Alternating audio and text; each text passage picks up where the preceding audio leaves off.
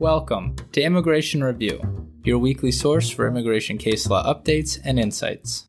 I'm your host, Kevin A. Gregg, back again to review the week's precedential immigration cases, rummaging through the decisions so you don't have to. This podcast is sponsored by Kurzban, Tetzeli & Pratt, also known as KKTP, a law firm where I'm also a partner.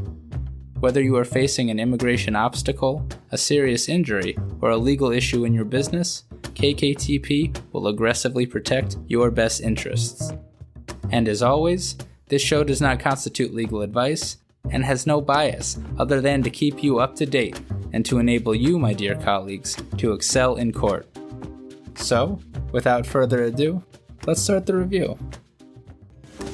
This week, we're coming to you from the road as my fiance Kim and I relocate to San Diego. By the time you hear this, we'll be camping somewhere in Montana in Glacier National Park.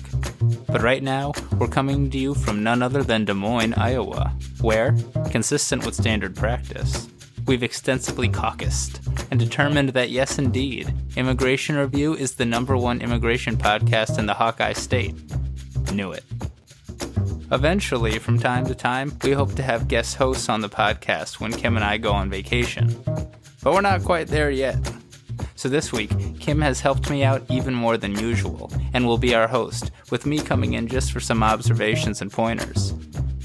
As I've mentioned before, Kim herself is a former attorney advisor in the Miami Immigration Court, and a soon-to-be federal law clerk. But for the next 3 weeks, she's private bar. So take it away, Kim. Thanks for that intro, Kevin. I'm very excited to take on the reins here and appreciate you giving your listenership some reassurance. I hope I don't disappoint them. All right, first up is Valenzuela Gallardo v. Barr, published on August 6, 2020. This case is about INA Section 101A43S, which describes an aggravated felony offense relating to obstruction of justice and holds that the provision requires a nexus to an ongoing or pending proceeding or investigation. It overturns and vacates a BIA published decision in this case, so it's a big one.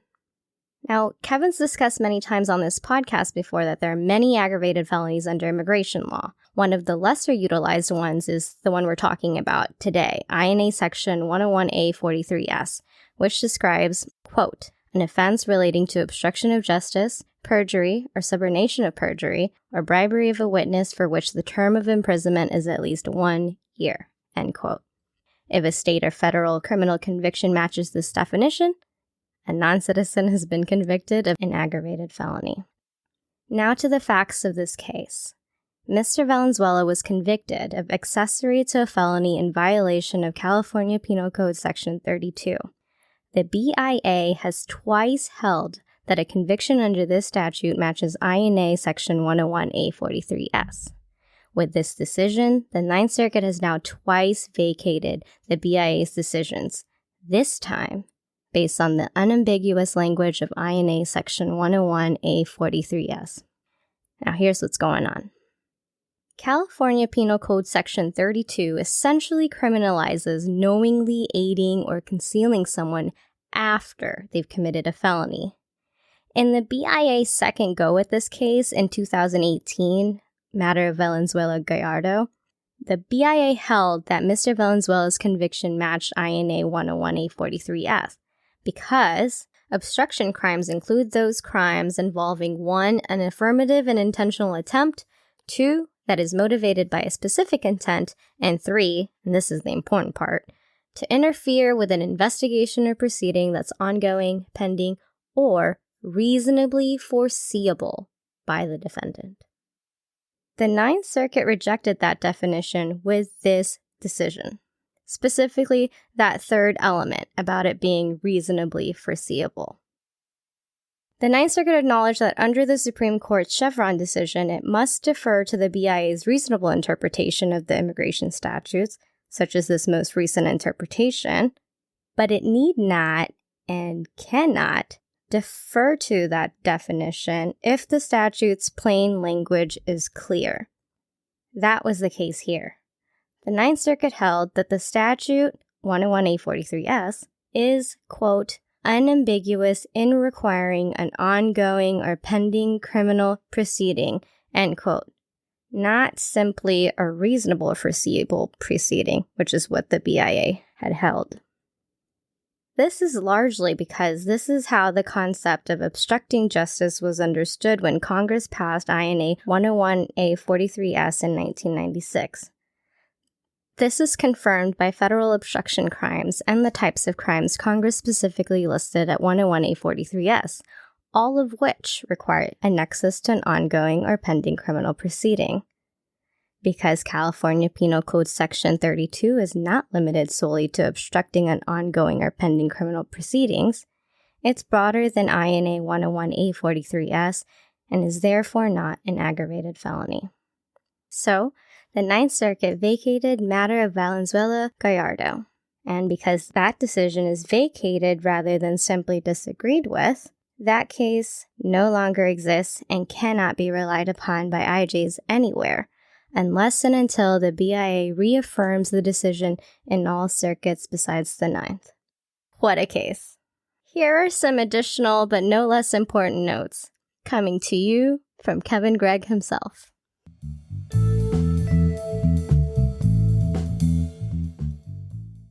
What a case indeed, Kim. Thank you so much. First, the INA 101A43S interpretation amongst the circuits is a mess.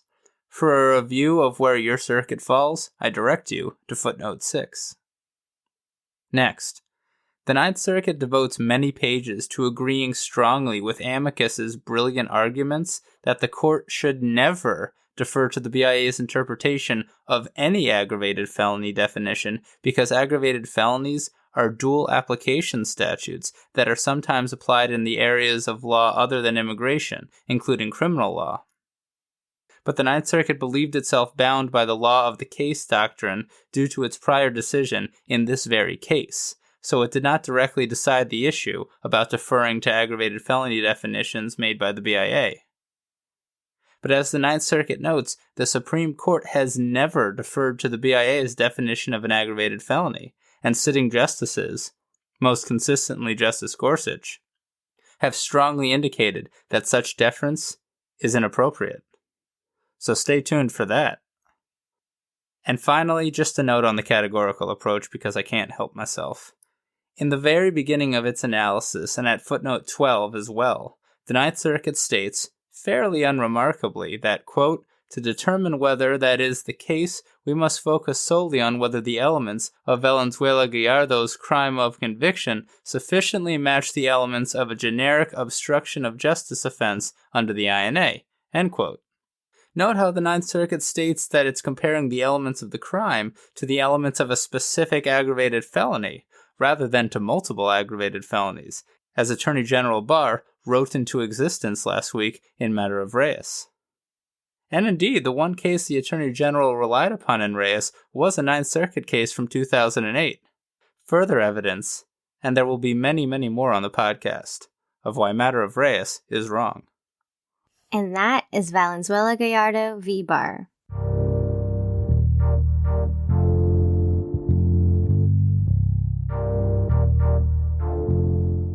Sticking with the Ninth Circuit, we're going to go to Diaz-Reynoso v. Barr, published on August 7th, 2020. This is a 40-page decision on withholding of removal in matter of AB, with a 36-page concurrence and dissent from recent appointee Judge Breath. Lots of law firms got involved with this one, and even UNHCR submitted an amicus brief. Let's get right to it. Ms. Diaz-Reynoso is a member of the Mom Indigenous group in Guatemala. For years, her partner beat her with a belt, raped her, and forced her into slavery in the form of working long hours in coffee fields.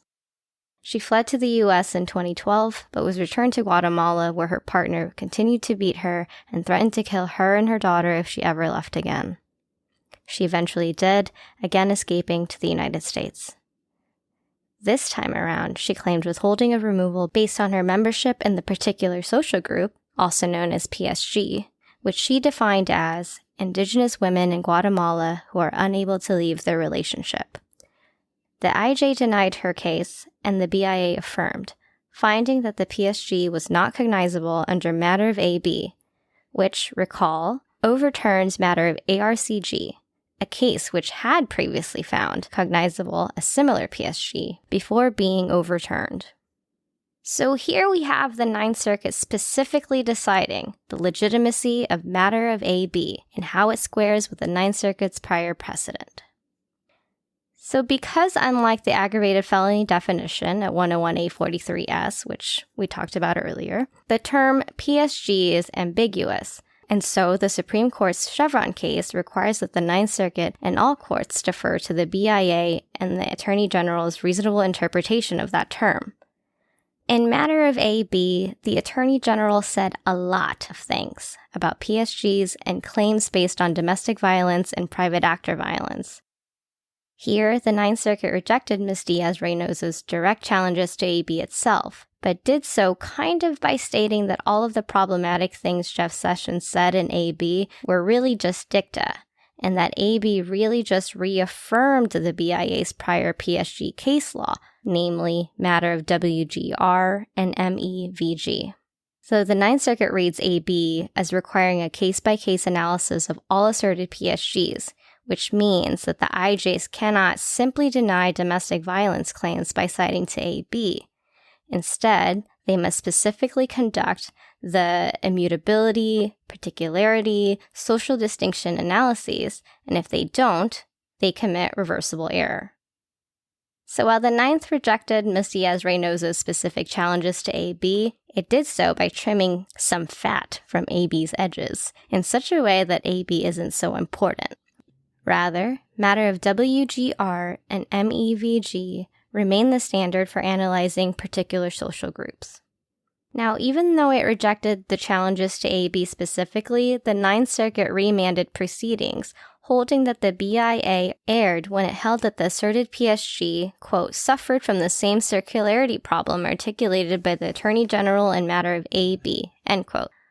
Put another way, the BIA believed that Ms. Diaz-Reynoso's PSG was defined by the persecution itself.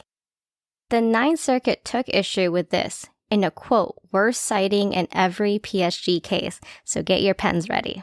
Quote, if a group is otherwise cognizable, matter of AB does not demand that it be devoid of any reference to an applicant's claims persecution. To the contrary, matter of AB reiterated the long-standing rule that persecution may be relevant to a group's social distinction. The BIA's precedents, as well as our own, make this clear. End quote. How about them apples? So while the harm a non-citizen fears cannot be the sole identifying characteristic of the asserted PSG, it is relevant to the PSG inquiry, even under past BIA precedent. Don't let the IJs forget it, and simply copy and paste pages 20 to 23 in your briefs for a thorough explanation of past BIA case law on the subject. Here's another way to understand that concept. Although an immutable characteristic, such as being left-handed for instance, won't normally be socially distinct in a given society, persecution on account of that immutable characteristic can then make the group distinct. After all, human experience shows that groups are often kind of ignored in a society until the group becomes the enemy, and then the majority starts doing bad things to that group. So with this holding, the Ninth agrees with the D.C. Circuit in Grace v. Barr. Expect similar decisions to come from other circuits. Turning back to this case, because the BIA misapplied the anti-circularity requirement discussed in AB and prior BIA precedent, the case was remanded for the correct analysis. The Ninth Circuit also remanded for further analysis under the Torture Convention. Congratulations to Ms. Diaz-Reynoso and to all of her very, very smart attorneys. Way to go, guys. Now here's Kevin again with some pointers.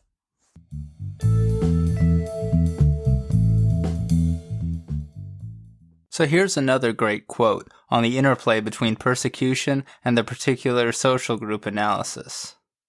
Quote, although persecutory conduct alone cannot define the group, persecution itself may be the catalyst that causes a society to distinguish a group in a meaningful way and consider it distinct. End quote. Indeed, Ninth Circuit, indeed. In this vein, Ms. Diaz-Reynoso still has a bit of an uphill climb on remand, and likely needs to show that the portion of her asserted PSG that relies on her inability to leave her relationship is not due solely to the abuse and persecution itself. And so the Ninth Circuit throws Ms. Diaz-Reynoso and all practitioners a bit of a bone at footnote 11, stating, quote, "There are many reasons a petitioner might be unable to leave a relationship, including a variety of cultural, societal, religious, economic, or other factors," end quote. Practitioners should probably cite, explain, and provide evidence for all of these grounds when asserting similar particular social groups. Next, at footnote 7, the Ninth Circuit states that even the BIA has, quote, "recognized that although the views of UNHCR are not binding, they are a useful interpretive aid," and the Ninth Circuit is citing to matter of MEVG for that proposition. And of course, UNHCR stands for the United Nations High Commissioner for Refugees, and a lot of what they put out is pretty favorable for asylum seekers. So keep citing to UNHCR sources and to MEVG's reliance on those sources. Finally, I didn't have time to read recent appointee Judge Bress's 36-page concurrence and dissent, but his first quote is a bit of a gift. Quote, "The court today purports to uphold matter of AB, but in fact largely disregards it, creating an uncertain legal landscape and widely opening the door to the types of claims matter of AB said were largely unavailable," end quote. Excellently distilled, Judge Bress. Thank you. Take it and run with it, Ninth Circuit colleagues. And that is Diaz-Reynoso v. Barr.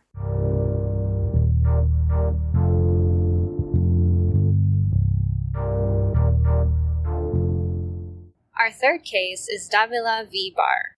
This is the second of two domestic violence type cases published by the Ninth Circuit on August 7th, granting the petition and remanding back to the BIA.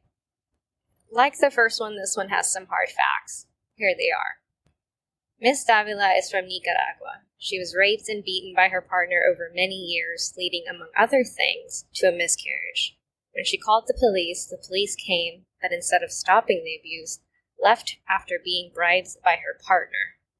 When she finally escaped, he found her and beat and raped her again.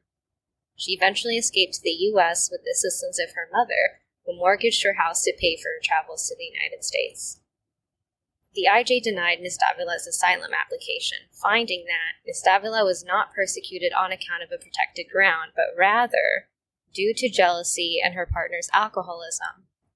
The IJ also held that Nicaragua is able and willing to protect victims of domestic violence. The BIA affirmed solely on this ground that Nicaragua is able and willing to protect domestic violence victims like Ms. Davila, and did not address whether she was persecuted on account of a protected ground. The IJ and the BIA also denied torture convention protection for similar reasons. Addressing first whether the Nicaragua government was able and willing to protect domestic violence victims like Ms. Davila, the Ninth Circuit rejected the board's reasoning, noting that her partner had indeed bribed a government official, the police officer, and that the country conditions corroborated Ms. Davila's testimony. The Ninth Circuit chastised the board for cherry-picking the record. Quote, "The BIA was required to evaluate all relevant evidence in the record to determine whether Ms. Davila had carried her burden. However, the BIA's extreme selectivity in using the country report evidence belies any attempt to do so." End quote. The Ninth Circuit also remanded Ms. Davila's CAT claims for similar reasons, and, in light of the Attorney General's decision a couple weeks ago in matter of OFAS regarding rogue officials, I think Ms. Davila has a good claim to protection. A great result for Ms. Davila. Here's some more good stuff.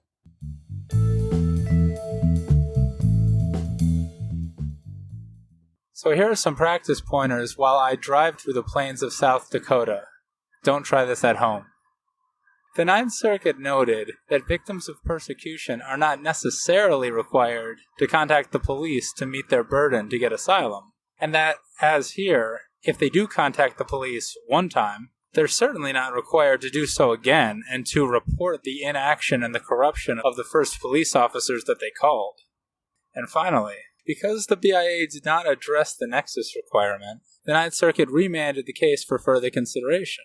Now, in light of the fact that this domestic violence type case is being remanded for a nexus analysis on the same day that the Ninth Circuit also kind of affirmed matter of AB, which kind of casts serious doubt on the particular social group, in this case, Nicaraguan women unable or unwilling to leave their relationship, a legitimate argument exists that the first Ninth Circuit decision discussed today, Diaz-Reynoso, did not foreclose particular social groups such as this, which is exactly what Judge Bress lamented in his concurrence and dissent.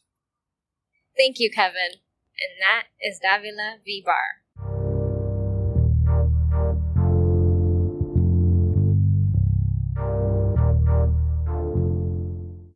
Our next case is matter of Nivelo Cardenas, published by the Board of Immigration Appeals. This case is about motions to rescind in absentia orders of removal and reopen proceedings based on a lack of notice. Mr. Nivelo Cardenas entered the United States without authorization in 1999 and was served with a notice to appear, an NTA. He was briefly detained and then released and informed immigration officials that he'd be living at an address in Patchogue, New York. The NTA and subsequent hearing notice from the immigration court was sent to an address with the city misspelled by 2 letters, and the hearing notice was returned to the immigration court as undeliverable. Mr. Nivelo Cardenas did not appear for his hearing, and he was ordered removed in absentia. 18 years later, he moved to reopen proceedings based on a lack of notice of his hearing. Under immigration law, motions to reopen on this basis can be filed at any time. The IJ and the BIA denied the motion. Boiled down, the BIA assumed, without evidence, that the reason for the city's misspelling in the NTA and hearing notice is due to Mr. Nivelo Cardenas' error, rather than the immigration officials who transcribed the address. The fact that Mr. Nivelo Cardenas signed the NTA with the misspelled address, according to the BIA, proved dispositive.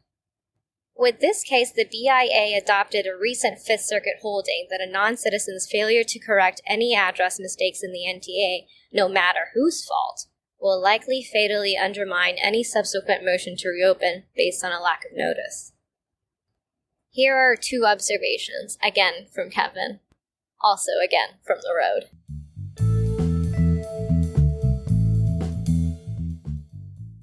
That's right, Kim. Coming to you from the road, still in South Dakota, Mitchell, South Dakota, to be specific, which is home to the world's only Corn Palace.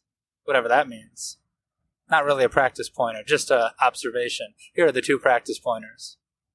First, Mr. Nivelo Cardenas asserted that former INS provided him with a bag and baggage letter with the correct address, presumably shortly after the in absentia order of removal, which did in fact contain the correct address, therefore demonstrating that Mr. Nivelo Cardenas provided the correct address to immigration officials, as he asserted in his motion to reopen.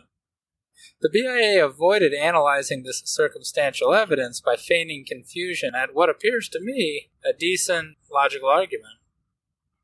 And second, the BIA also held that because Mr. Nivelo Cardenas had not updated his address in the 18 years since being ordered removed, he had not acted with diligence in bringing his motion, and the BIA could therefore reject many of his various arguments. Therefore, practitioners, if your client has acted with diligence to move to reopen proceedings or update his address with immigration officials even shortly after an in absentia removal order, a solid argument exists that a failure to correct a mistake in the NTA is not per se fatal to a subsequent motion to reopen, even under this decision. In other words, even if your motion has similar facts to this case, a showing of diligence may nevertheless save your client. And that is matter of Nivelo Cardenas.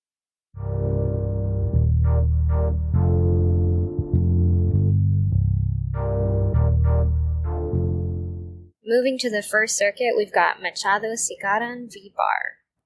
This case is about eligibility for temporary protected status, or TPS. Mr. Machado is a Salvadoran national who came to the United States in December 1997 at the age of 16 and was ordered removed in absentia when he did not appear for his immigration court hearing in 2000. In 2011, he was picked up by ICE and physically deported. He returned to the U.S. 90 days later and pled guilty to the federal crime of illegal reentry.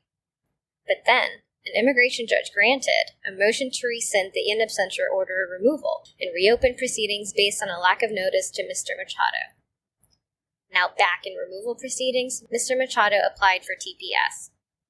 Now what's TPS? Temporary protected status is a type of immigration status that temporarily prevents removal and allows for work and travel authorization. To obtain TPS, a non-citizen must be from a TPS-designated country and, among other things, be continuously present in the U.S. from the designated date.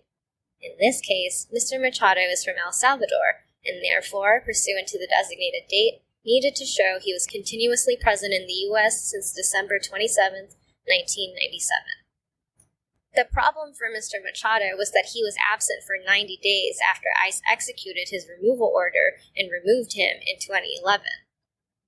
If an absence is, quote, brief, casual, and innocent, end quote, it doesn't disrupt continuous presence. But 90 days is a lot, and plus, it was supposed to be permanent. After all, he was deported, and the regulations make clear that a deportation disrupts the required continuous presence. Mr. Machado argued that 90 days isn't so much, and that because the IJ ultimately rescinded the in absentia removal order, his absence was brief, casual, and innocent.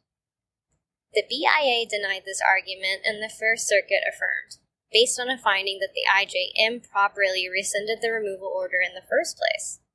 Put another way, the BIA held, contrary to the IJ, that Mr. Machado received proper notice of his hearing, and so, his removal pursuant to the resulting in absentia removal order, even though later rescinded, was not brief, casual, or innocent.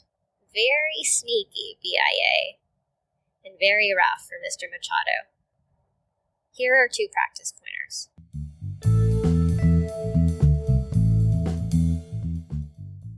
First, the bad. This case brings up an issue that the firm I'm a partner at and other firms have come into contact with in recent years. Beware of oil motions to remand to the BIA in the era of Trump. Oil's remand from the circuit may simply result in a better written decision from the BIA denying relief or ordering your client removed. This is particularly so because, as recognized in this case, the BIA has authority to raise issues and reopen cases sua sponte. This case should also serve as a bit of a warning to non-citizens who are deciding whether or not to appeal their partial wins to the BIA, such as when a non-citizen wins withholding but loses asylum. You might end up losing everything at the BIA, even if DHS doesn't cross-appeal. Second, some good. The BIA, quote, assumed on remand that a departure pursuant to a removal order could be brief, casual, and innocent, if the order was later rescinded as invalid from the outset, end quote. The First Circuit didn't actually reach this issue, but also certainly didn't reject it. So if practitioners have cases with this unique fact pattern, argue away. And that is Machado Sigaran v. Barr.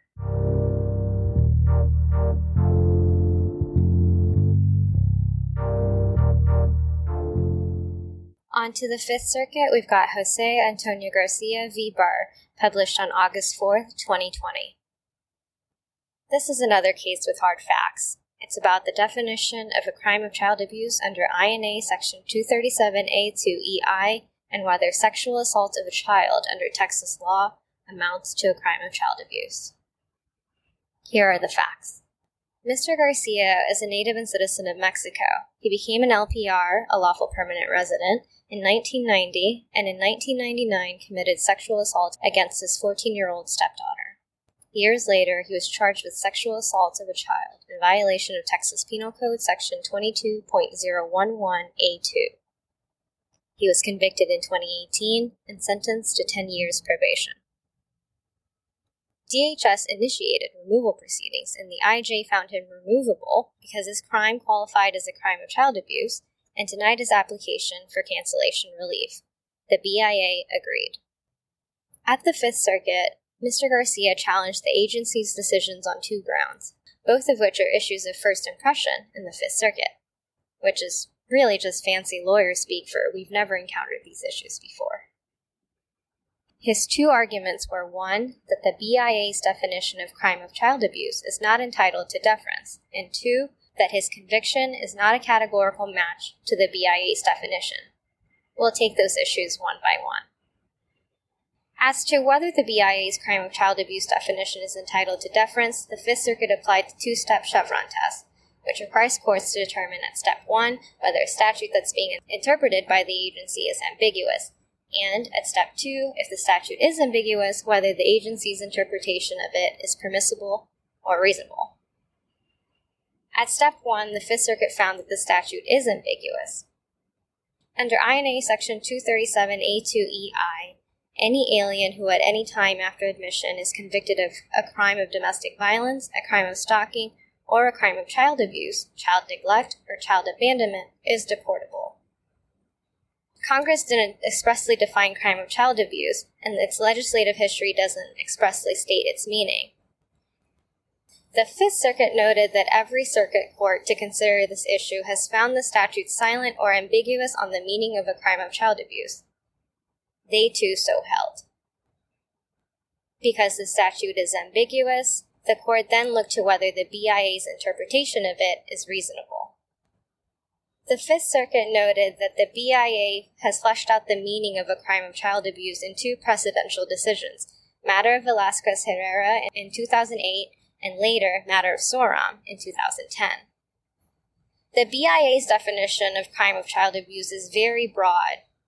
Indeed, the cases say so, that the crime of child abuse should be interpreted broadly to mean any offense involving an intentional, knowing, reckless, or criminally negligent act or omission that constitutes maltreatment of a child or that impairs a child's physical or mental well-being, including sexual abuse or exploitation. It entails infliction of mental or emotional harm, sexual abuse including direct acts of sexual contact, or the use or exploitation of a child as an object of sexual gratification. It also is not limited to offenses requiring proof of injury to the child, and encompasses even endangerment-type crimes. And for purposes of the crime of child abuse provision, a child is anyone under the age of 18. The Fifth Circuit noted that there's a circuit split on the issue of whether the BIA's interpretation of a crime of child abuse is reasonable and should be entitled to Chevron deference, with the 9th, 3rd, 11th, and 2nd giving Chevron deference to the BIA's definition, and the 10th Circuit rejecting it. In the end, the Fifth Circuit sided with the majority of circuits and affords Chevron deference to the BIA's very broad definition of crime of child abuse. Now, second, the issue of whether Mr. Garcia's conviction meets the crime of child abuse definition, the Fifth Circuit says yes, and here's why. The minimum conduct criminalized under Mr. Garcia's statute of conviction, Section 22.011A2 of the Texas Penal Code, criminalizes deliberate acts of sexual contact between a victim who is almost 17 and a perpetrator who just turned 20. The Fifth Circuit held that his state conviction falls squarely within the board's generic definition of a crime of child abuse because 1, it meets the age requirement of the victim being under age 18, and 2, meets the act requirement of committing at least a criminally negligent act against a child.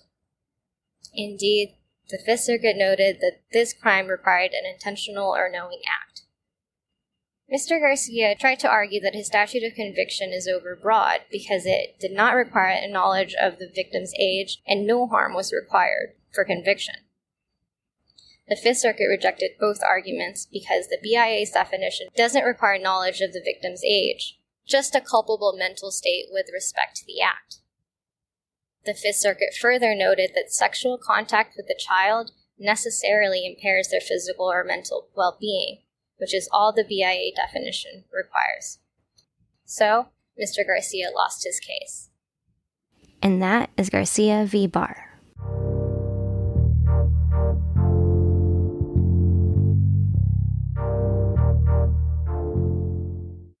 Moving on to the Sixth Circuit, we've got Cuevas-Nuno v. Barr, published on August 7th, 2020. This case is about issue exhaustion, motions to reopen, and circuit review. Mr. Cuevas-Nuno is a Mexican national who entered the U.S. unlawfully, and in 2012, DHS served him with an NTA. He appeared at his initial hearing, but failed to appear at his second one, apparently because an employee at his attorney's firm confused him about the hearing date. The IJ ordered him removed in absentia and denied his subsequent motion to reopen, finding that his confusion was not, quote, exceptional circumstances as defined in statute and regulation. The BIA summarily affirmed the IJ's decision. Now, it's worth noting at this point that on appeal to the BIA, Mr. Cuevas-Nuno made only one argument, and that is that the IJ erred in failing to exercise sua sponte discretion because confusion over his hearing date was a, quote, an exceptional situation. On petition for review with new counsel, Mr. Cuevas-Nuno made 4 arguments. 1, that the confusion constitutes an exceptional circumstance under the motion to reopen statutes. 2, lack of notice. 3, due process. And 4, that the IJ erred in requiring him to submit additional evidence for his cancellation application. Now, the Sixth Circuit looked to the 4 corners of Mr. Cuevas-Nuno's brief and found that there was nothing in his brief about the second, third, or fourth claims. So, because Mr. Cuevas-Nuno preserved and adequately exhausted only one of his arguments, it had jurisdiction to review only that one, and did not consider his other 3 arguments. Turning then to that one claim, the only reviewable argument, which is about Mr. Cuevas-Nuno's confusing the date amounting to exceptional circumstances, the Sixth Circuit said that it actually also lacks jurisdiction over that issue as well, because Mr. Cuevas-Nuno's BIA brief only discusses exceptional situations within the context of his argument that the IJ erred in failing to exercise her sua sponte authority to reopen, not her statutory authority to reopen under the INA. Recall, Mr. Cuevas-Nuno argued at the BIA that the incorrect notice his counsel's employee gave him constitutes an exceptional situation for purposes of sua sponte motion to reopen. That argument is different from the one he's raising here at the Fifth Circuit, which is whether that conduct constitutes an exceptional circumstance for purposes of statutory motion to reopen. Because these two entail different standards and terms and are derived from different sources of law, one being judicially created and the other statutory, preserving one does not preserve the other. So, unfortunately for Mr. Cuevas-Nuno, his removal order stands. We've got one observation for you.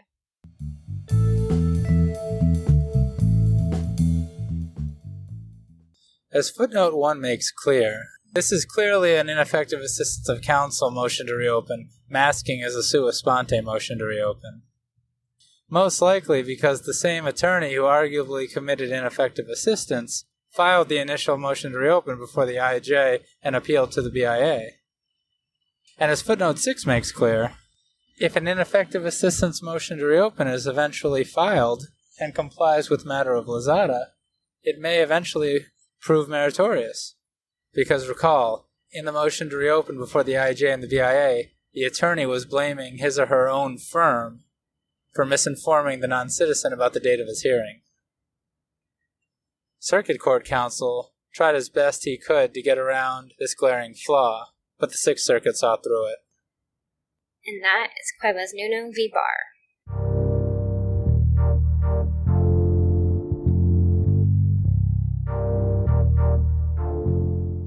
Our last case is Galeano-Romero v. Barr, published by the 10th Circuit on August 4th, 2020. This case is about non-LPR cancellation of removal and its requirement of exceptional and extremely unusual hardship. Mr. Galeano is from Honduras and has lived in the United States for nearly 20 years, since the age of 7. In removal proceedings, he tried to adjust status to that of an LPR through his U.S. citizen wife, but even though he had once had DACA, he was ineligible to adjust status because he unlawfully entered the United States without inspection, admission, or parole. Mind you, he was 7 at the time of entry. So he applied for non-LPR cancellation of removal under INA Section 240A-B, which requires, among other things, that he show that his removal will result in exceptional and extremely unusual hardship to his U.S. citizen wife. The IJ recognized that Mr. Galeano-Romero's wife suffered from severe depression, and that she would suffer hardship if Mr. Galeano-Romero was removed. But the IJ held that the hardship would not meet the significantly high threshold of exceptional and extremely unusual hardship standard that Congress put into effect in 1997. The BIA affirmed. The 10th Circuit held that it lacked jurisdiction to review whether Mr. Galeano-Romero's removal will result in exceptional and extremely unusual hardship to his U.S. citizen wife, because it is a discretionary factual determination. And the 10th Circuit has specifically held that the Immigration Act divests it from jurisdiction to review such determinations. Mr. Galeano-Romero also challenged the BIA's denial of his motion to remand to present a Convention Against Torture claim from Honduras. The 10th Circuit denied the challenge to that decision, finding that the BIA did not abuse its discretion because Mr. Galeano-Romero had not submitted material and previously unavailable evidence in support of his motion. Here's a bit more on jurisdiction.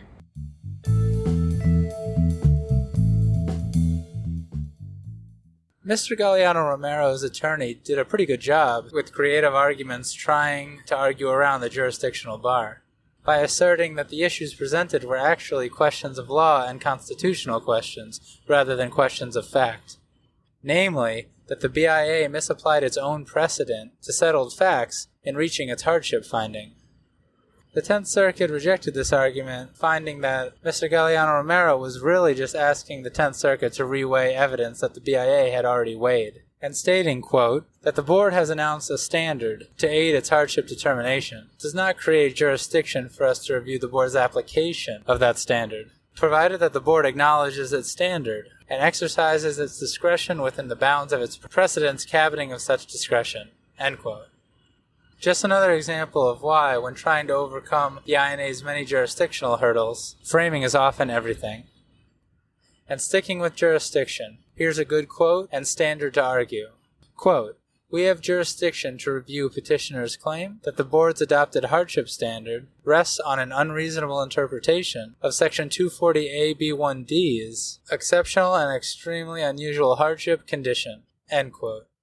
The circuits also have, quote, "jurisdiction to review a claim that the board departed from its own adopted hardship standard by ignoring it or favoring some other inapplicable standard." End quote.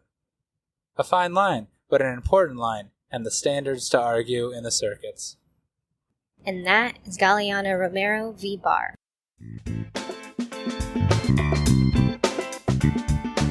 So there you have it. You're all caught up with the past week's published immigration cases. I'm Kevin A. Gregg, a partner with the law firm Kurzban, Tetzeli & Pratt, and this has been another episode of Immigration Review. Thank you for listening, and I hope you enjoyed it. If you did, please share it with a friend and rate and review us. Each review helps new listeners find the show. And of course, subscribe to Immigration Review wherever you get your podcasts. If you like what we do and want to become a patron of the show, please check out our Patreon page at www.patreon.com/Immigration Review, or click on the link in the show notes. And if you're interested in an official Immigration Review CLE certificate for 5 credit hours, email me at kgreg@kktplaw.com with your full name and the episode numbers for the 10 shows you've listened to. Also, feel free to email me with questions, comments, or anything at all. And follow the show on Instagram and Facebook at Immigration Review, and send us a tweet at ImReview. That's IMM Review. I'll be back next Monday for a brand new discussion. Until then, I'm Kevin A. Gregg, bringing you the Immigration Review.